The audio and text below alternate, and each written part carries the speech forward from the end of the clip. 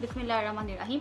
हमारा कोई दोस्त हो, वो हमसे हमेशा उखड़े हुए लहजे में बात करता हो, चुपते हुए लहजे में बात करता हो, और क्या हम उसके साथ दोस्ती बरकरार रख पाएंगे? इसी तरह दूसरे रिलेशनशिप में भी इसी तरह का मामला हो, मियाँ बीवी हो, बहन भाई हो, या दोस्त अहबाब हो, वो भी हर वक्त हमसे में भी हमारे साथ सिंसियर हो, लेकिन उनका लहजा, उनके रवैये, उनका एटीट्यूड हमारे साथ बहुत ही उखड़ा हुआ हो। जब भी बात करें बहुत ही सर्द लहजे में बात करें, क्या हमारा इतना स्टेमिना है कि हम हर वक्त उनके इस लहजे को, उनके इस रवैये को बर्दाश्त कर पाएंगे, या उनके साथ अपना कोई स्ट्रॉन्ग रिलेशनशिप बरकरार रख पाएंगे?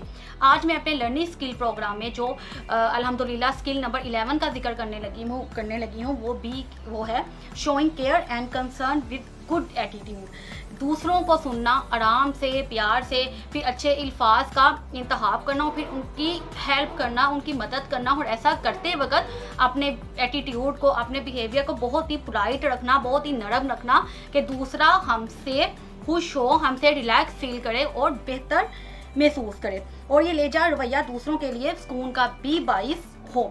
अगर हम अपने हर रिलेशन को अंडरस्टैंड करते हों, इमोशंस को समझते हों, जैसा कि मेरी पिछली 4-5 जो प्रेजेंटेशन थी, जो स्किल्स थी, वो इमोशनल अंडरस्टैंडिंग के बारे में ही थी, लेकिन फिर हम अपने लहजे को सहत कर लें। अच्छा ठीक है, जैसे आज हमारा दोस्त है, कोई जैसे कोई दूसरे रिलेशन भी है, वो बहुत अपसेट है, उसे हम अंडरस्टैंडिंग के बाद भी ऐसे पूछें, आज तुम क्यों परेशान हो? अच्छा चलो ठीक है, ऐसे ही हो जाता है ज़िंदगी में, और क्या वो हमसे रिलैक्स फील करेगा? तो फिर मेरा ख्याल है ऐसा अंडरस्टैंडिंग का भी कोई भी फ़ायदा नहीं। इसी तरह अगर हमारा कोई दोस्त बहुत खुश हो और हम उसे पूछें, अच्छा आज इतना खुश क्यों हो, कोई वजह है? हाथ पर चुभते हुए लहजे में हम पूछें, तो क्या वो हमसे ये उम्मीद रखेगा कि मैं आज इतना खुश हूँ? ये मुझसे पूछ किस तरह रहा है? चाहे आपकी नीयत में कोई फतूर ना हो, आप अच्छे नीयत के साथ ही बात कर रहे हो, लेकिन इसका बहुत ज़्यादा बुरा इंप्रेशन आपके दोस्त या दूसरे रिलेशन पर पड़े। बड़े तो बड़े बच्चे भी इस बात को फील करते हैं, वो भी उन दोस्तों को दोबारा दोस्ती, कुछ बच्चे तो इतना ज़्यादा फील करते हैं कि वो उनके साथ दोबारा दोस्ती ही नहीं रखते, कि कैसे बोलता है, कैसे बात करता है, हर वक्त इस तरह शुरू होता है। छोटे बच्चे होते हैं तो वो इस बात को ज़्यादा फील करते हैं, और नेक्स्ट टाइम वो जब अगले दिन स्कूल जाते हैं तो वो उससे बात ही नहीं करते। इमोशंस एंड फीलिंग को समझना, उसके बाद उनका एहतराम करना भी ज़रूरी है। जैसा कि पिछली प्रेजेंटेशन सारी इमोशंस को अंडरस्टैंड करने में थी, 4-5 स्किल जो थी वो लर्निंग स्किल जो थी वो इमोशंस को अंडरस्टैंड करने में ही थी। आपको याद होगा कि हर तरह से इमोशंस को अंडरस्टैंड करने के लिए थी, और उस अंडरस्टैंडिंग के बाद हम अपने लहजे को, रवैये को दूसरे लोगों के लिए बाइज़ सुकून का बाइज़ ना रखें, तो मेरा ख्याल है उसका कोई जो है वो फ़ायदा नहीं है। मैंने अक्सर अपने डेली लाइफ में, एक्सपीरियंस में इस चीज़ को बहुत ज़्यादा ऑब्जर्व किया है कि हम दूसरों को बहुत अच्छी तरह समझते हैं, बहुत अंडरस्टैंड करते हैं उनकी फीलिंग्स को, इमोशंस को, लेकिन अपनी ईगो की वजह से हम उनको ज़्यादा, अपने लहजे को नरम नहीं रखते। हमें पता होता है कि बंदा डिस्टर्ब है आज, या इसका आज मूड नहीं अच्छा, या इसको कोई परेशानी है, लेकिन हमारे अंदर इतनी ईगो होती है कि हम उसको पूछना भी गवारा नहीं करते। हम समझते हैं हम नीचे हो जाएंगे कि तुम आज क्यों इस तरह जो है वो रिएक्ट कर रही हो, तुम्हें आज क्या मसला है किसी दोस्त से या किसी रिलेशनशिप में।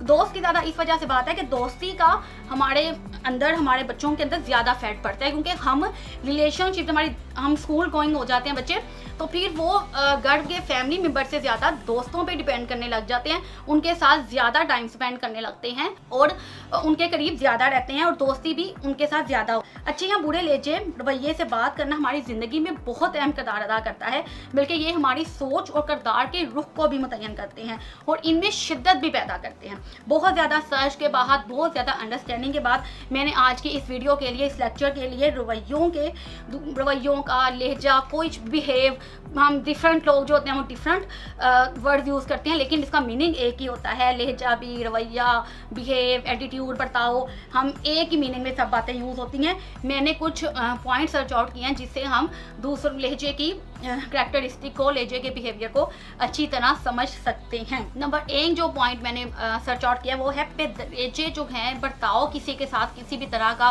सर्द या उखड़ा हुआ करना, वो पैदाइशी नहीं होता। यानी कि कोई बच्चा वो रवैया सीख के नहीं आया کہ अल्लाह ताला की तरफ से जब वो पैदा है तो वो सीख के आए कि मैं इस तरह सबसे बात करूँगा, उखड़ा उखड़ा रहूँगा, सबके साथ उकताया उकताया रहूँगा। जिस माहौल में इंसान ज़िंदगी गुजारता है, जिस माहौल में उसको रहना पड़ता है, वो अपने रवैये और लहजे और बात करने का स्टाइल उन्हीं से लेता है। दूसरा है सोशल लर्निंग का हिस्सा होते हैं, रवैये माहौल से सीखे जाते हैं, सोशल लर्निंग का हिस्सा होते हैं। हो सकता है कि हम जिन रिलेशन के साथ सख्त लहजे में बात करते हो उसने भी हमारे साथ, जब हम पे ये सिचुएशन आई हो, हम परेशान हो, तो उसने भी हमारे साथ ऐसे ही बात की हो, तो हम कॉन्शियसली या अनकॉन्शियसली उसके साथ ऐसा ही उखड़ा हुआ लहजा रखते हैं। कभी तो हम कहते हैं कि इसने भी ऐसे बात की थी, मैंने भी ऐसे बात करी है। कभी हम, क्योंकि माफ़ कर देने का स्टेमिना हर किसी पे नहीं होता। नंबर 3 पे है यकसानियत। रवैयों में यकसानियत होती है, तो कि रवैये माहौल के पैदावार होते हैं। हम जिस माहौल में रहते हैं, रवैये जिस तरह हम अपने बड़ों को बात करते हुए देखते हैं, जिस लहजे में बड़ों को देखते हैं, जो हमने सीखा हुआ था, इस तरह हमारे बच्चे भी हमसे ही सीखेंगे। वो उसी तरह के माहौल में, उसी तरह बच्चे भी, उसी यकसानियत में, उसी माहौल में बच्चे भी जो है वो अपने रवैयों को मेंटेन करते हैं, अपने रवैयों को तश्कील देते हैं। नंबर 4 पे है शिद्दत। लहजों में शिद्दत भी पाई जाती है। बाज़ लहजे कुछ ज़्यादा सर्द होते हैं और बाज़ लहजे बस हल्की फुल्की जो है उनमें जो है वो शिद्दत पाई जाती है। क्योंकि एक ये बात भी इस चीज़ में आएगी कि जो एटीट्यूड होते हैं उनमें फीलिंग्स भी आ जाती हैं। जब फीलिंग किसी चीज़ में आ जाती हैं तो उसमें सिवियरिटी भी हो सकती है और वो लो भी हो सकते हैं। इस वजह से लहजों में सिवियरिटी भी हो सकती है और थोड़ा सा वो लो लेवल में भी हो सकते हैं। नंबर 5 में मेरे पास है कि बामकसद। लहजे जो हैं वो बामकसद होते हैं, उनके पीछे कोई ना कोई पर्पज़ होता है। हम जब भी किसी से बात टाइम जिस लहजे से बात कर रहे हो तो उसके पीछे कोई ना कोई पर्पज़ हो सकता है, कोई ना कोई मकसद भी हो सकता है।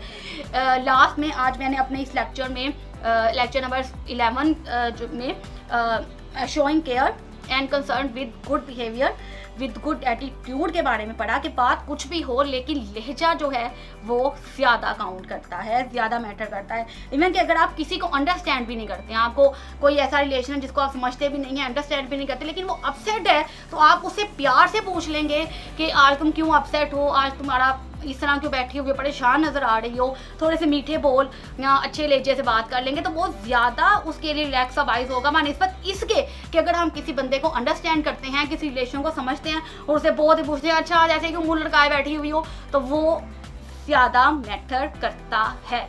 इवन के अंडरस्टैंडिंग से भी ज़्यादा बात टाइम लहजे जो हैं वो मैटर करते हैं। ये हमारे, अगर हम इमोशंस को, लर्निंग को समझने के साथ साथ उनके जो हैं वो रवैयों को भी अपने बेहतर कर लें तो ये हमारे लिए, हमारे स्कूल माहौल, हमारे घर के माहौल को, स्कूल के माहौल को और वर्क प्लेस को भी बहुत ज़्यादा बेहतर कर सकता है इंशाल्लाह।